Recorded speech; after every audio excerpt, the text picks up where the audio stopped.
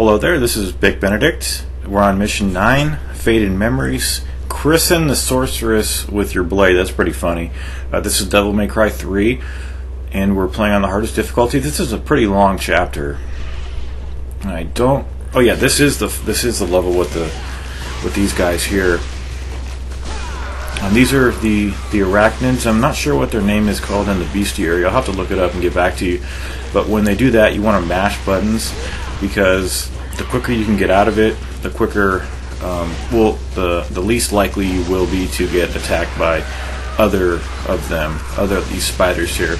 There's also a larger version, kind of like the leader, the spider mother. I'm not really sure. I'm not sure when she comes out. It might be in the next chapter. But these enemies are kind of similar to the other ones. I personally don't mind them. They're not bad. They're not particularly good either, but I don't mind them. This weapon works pretty well. When the parasites are on the ground there, you can't target them. It's kind of weird, but you can't. You have to have no spiders in the vicinity in order to target those guys. See, like right now, you might be able to target them. There's a puny health orb up there if you want to grab it. And I think there's just this second wave here of the spiders. But what I was saying is, you always want to stinger your way over to them, but make sure you're not stingering your way into an attack, which happens sometimes. You want to do a couple of quick chops and then jump to avoid their pincer attack. See how I did that right there? You just don't want to overstay your welcome right in front of them, because they will do that slash, and it deals a fair amount of damage. I think that was a different attack that I just got hit with there, but they just have a lot of life, as all the enemies do in this game, and it's just multiplied when they have the devil trigger on.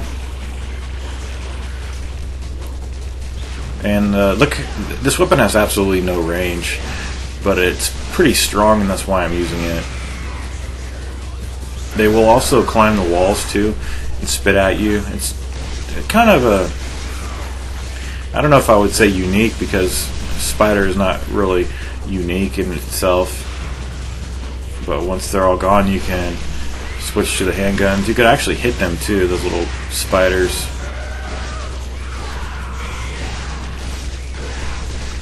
And I really like this game. I like the considerateness. Is that a word? The considerateness?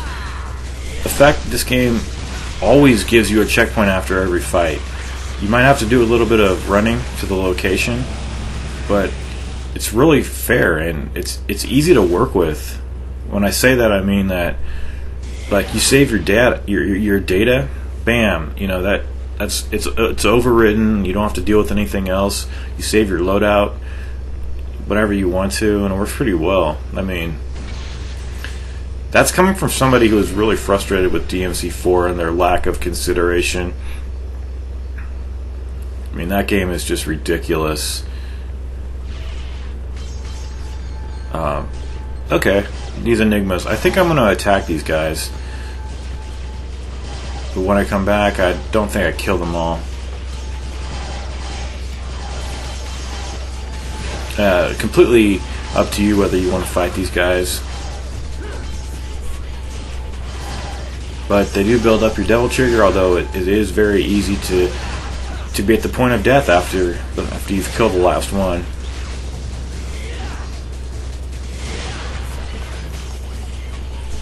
So what they're going to checkpoint you in the previous room. So I think I did this fight. Oh, look at that damage. What's that? It's like 6 squares gone. Feel free to launch them up. I think only that's, if they can hit you, they'll hit you. And they like to shift about too, all over the place. Now this is a unique enemy to me. I mean, you could look at it and you'll see its head revolving and things like that. It's studying you almost. I wish this damn thing had I wish this thing had the range that the grenade gun had in the first game. That gun was absolutely perfect. because you could use it to really help you out, but you couldn't spam it and kill things that you shouldn't be killing, spam killing. I really liked the first one.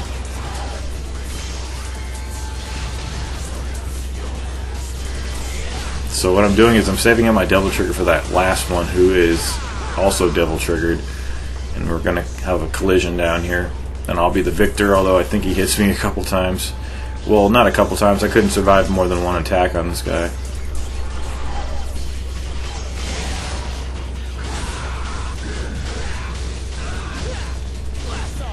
And Nevan is the boss for this chapter, in case you don't know what it is. And this room here, what are we fighting? We're fighting some more of the greeds and the...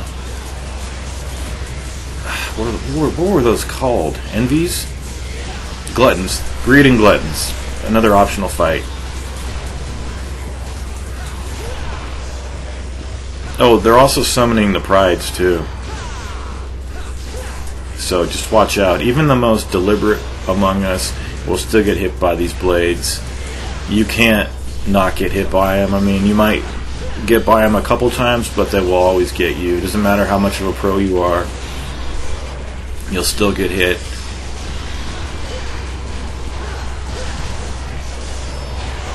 There we go. It's always good to get amidst a cluster of enemies and then release the devil trigger. So sometimes it does bother me how long it takes him to get up to, but at least they're giving you iframes.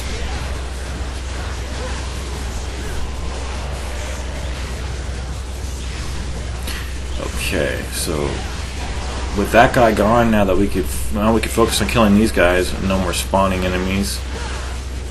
Now this room, what's this room? Okay, this is out here. Some hidden orbs over here.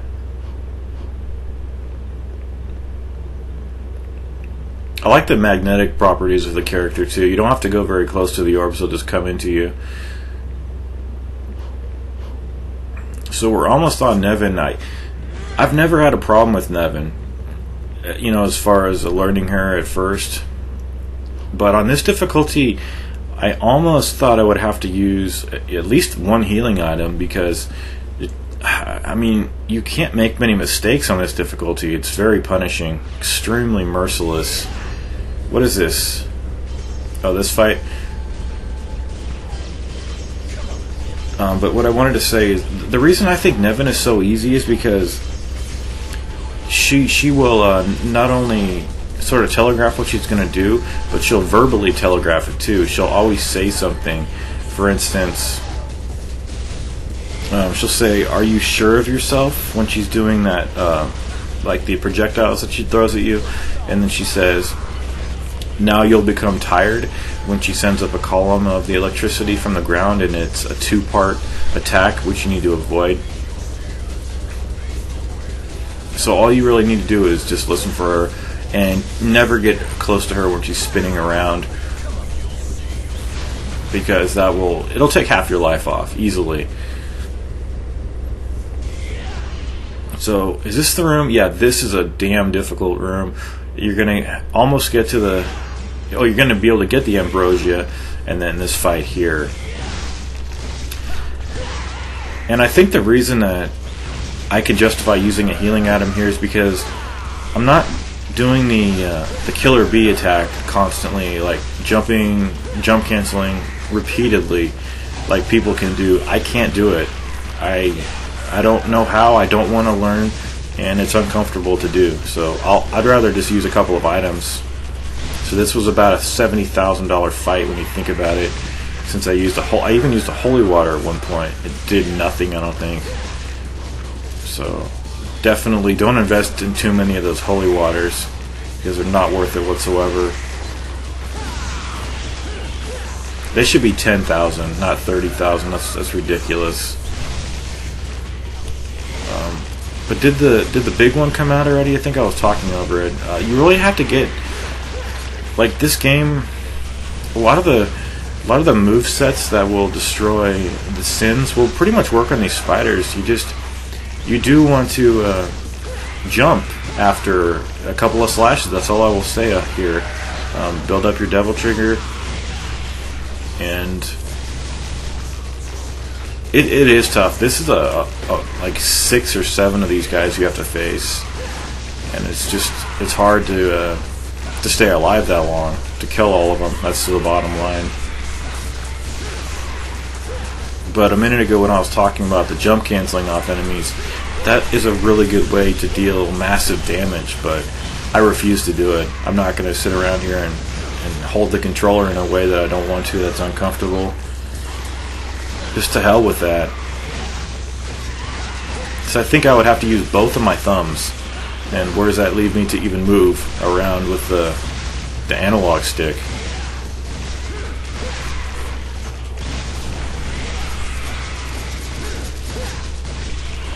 So this is the next wave coming up here, and I'm probably what I was thinking during this fight was that you could probably control the spawn a little bit by killing certain enemies, leaving certain others alive. But I just wanted to just get this done. I mean, this is difficult, and it's also, it kind of felt like the same difficulty as some of the fights in God of War 3 on Chaos difficulty, if you've played that on that mode.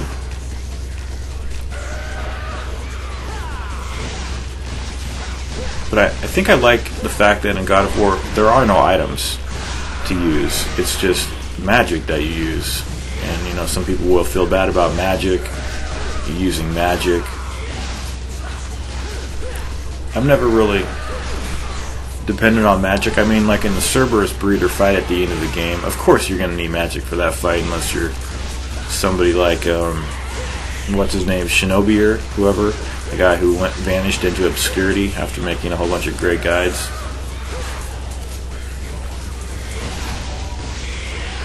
I think I got a comment from somebody whose videos I really liked, called the Big Alski, and I love these enemies here. Are these the ones? No.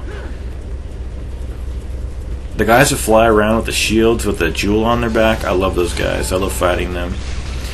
But the Big Alski commented on one of my videos, and I went onto his channel, and he doesn't have very many videos to choose from.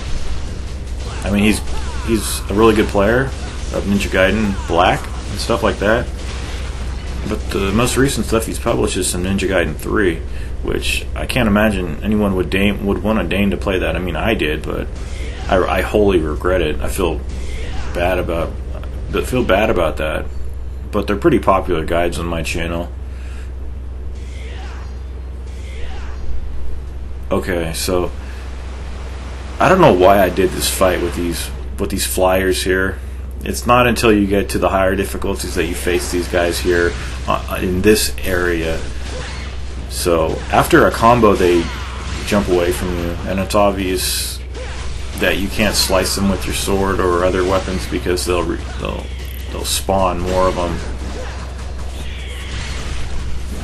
But I think that the Leviathan and Nevan are really fun bosses, and the boss that I don't like is Beowulf. That guy is fucking tough. Really difficult boss.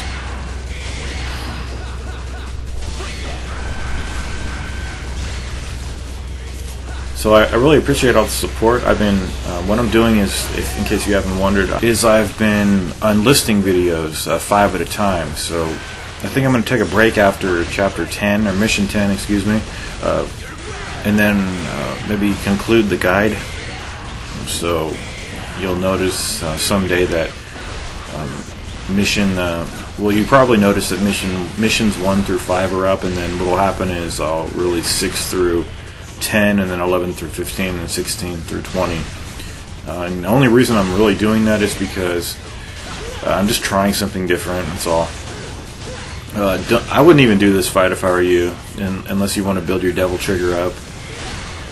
But my recommendations for the boss fight is to have, I'm just going to use the sword. I have pretty simple strategies for some of these bosses that don't include much more than the sword, and the style is pretty much irrelevant because I'm not going to be doing anything that requires any of the style attributes.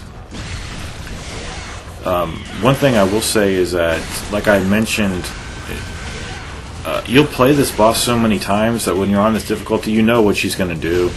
And there will be a phase during the end when you will have to stop hitting her, and she will always try to glide over to you. And if she damages you, if she grabs you rather, it'll take most of your life off. I mean, if you're at half health, just forget about it. You'll be dead. And but on the lower difficulties, when you could survive something like that, what happens is she'll get a lot of her health back, and it's really aggravating. So I'll show you the best way to avoid getting grabbed by her. It's not hard to do so. But here is the fight. You can go up to her immediately and start hitting her. I wouldn't do more than, I would barely do 2 combos. If you can get up there very quickly, you can do 2 sets of 3. There's her twirl. Remember the voice. That was a very close call right there. But you simply need to wait for her, charge up. You notice the black pool spreading under her. You need to jump away from that because it will damage you a little bit, not too much. But I've gotten damage like, you see that? A couple of those and you're just out of the game. But you simply just want to avoid her projectiles. She'll say, are you sure of yourself when she's firing those projectiles? And then she'll say, now you'll become tired, and she'll have that column of electricity that comes up from the floor, so you need to be out of the way of it. Nothing really demonstrable sticks out to me as far as her other attacks. As far as what she's doing, other than when she's sending all the electricity at you and you have to jump out of the way, and that kind of gauntlet of attacks that she does at you at intervals, it does seem like she mixes up some of the other projectile attacks, such as that column of electricity that I mentioned.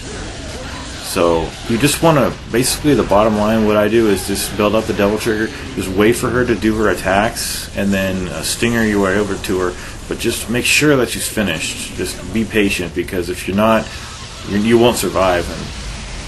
And when she does the she'll generally, when she goes from one side of the screen to the other of this opera house here, you can count on her to do to light the whole floor up with electricity. I've never been hit with it on this difficulty, but I imagine you can't survive more than one of those.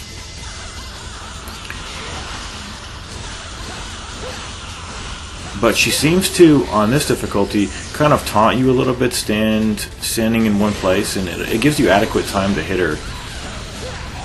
So I just do about 3 combos and then just double jump away, because you don't want to get hit. You just don't want to take needless damage. What I should have done was gone up there. That's why she got a little impatient, and then she summoned the electricity on the floor. These seem a little bit intimidating at first, but as long as you go from one side of the screen to the other, see this, how she did that attack right there? She doesn't do that on the lower difficulties. She only starts doing it on very hard in this difficulty.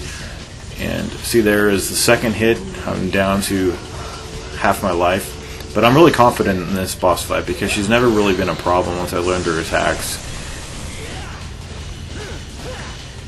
But don't even worry about shooting the gun. The gun does absolutely nothing. The only reason I shoot it is because I just get bored. So I'm just kind of standing there. Now she's going to do the electricity. I saw that coming a mile away. Now this, so just move from one side to the other. Get your iframes. That was another close call. Watch out for this. There's her blade attack. And then she'll generally follow that up with the twirl. Sometimes she doesn't, like she did this. So I'm going to release my transformation, and see, it doesn't take away that much, but it's really good damage. So now what I could, you see, in an instance like that, you can just go up to her and hit her and do maybe at least one combo. And that attack right there, I prefer to just wait a second and then double jump away from it rather than roll. I do roll on the one where she says, are you sure of yourself? But when she gets to a low point of her health, then you don't need to attack her anymore, because you're going to be doing some minor damage to her after she does her grab. And it starts, I think, pretty soon. And you don't want to get grabbed by her. It's not hard to knock. It's easy to avoid. I'm saying it's very easy to avoid. But if you happen to make a mistake, let her get too close to you, then the fight's over and all your struggles are in vain. So it happens, I think, right over here, right after I damage her about this much here. Then we're going to stop hitting her until she comes over to us. So I'll show you exactly what I do to avoid getting grabbed. First of all, you don't want to be anywhere near her. Double jump, fire a few times, and then do the helm splitter attack on her. And at that point, she's just standing next to you, and she's not going to grab you. But she does it every single time. So you just got to get away from her, double jump, fire the gun, helm splitter, and then do damage. And then this whole time what we're doing is we're building up a double trigger so we can do a final fierce attack and finish her off. So she's going to do it again, so I'm just moving out of the way. I've been grabbed from some questionable range. That's why I'm saying get the hell away from her. That's exactly why, and I've had to do the fight. Not on this difficulty because I'm so familiar with fighting her. But there's one of her attacks. Now she's probably going to try to grab me. So just double jump, fire the gun, helm splitter, and all the while we're holding our double trigger to charge it up. And then when I think I could kill her, I'm just going to let loose the transformation, turn into the demon form, and then she'll be finished. See, you need enough time that's why you need enough time to elapse, and firing the gun gives you that little bit of extra time so that when you do the helm splitter, she will be out of the grabbing phase of her glide over to you.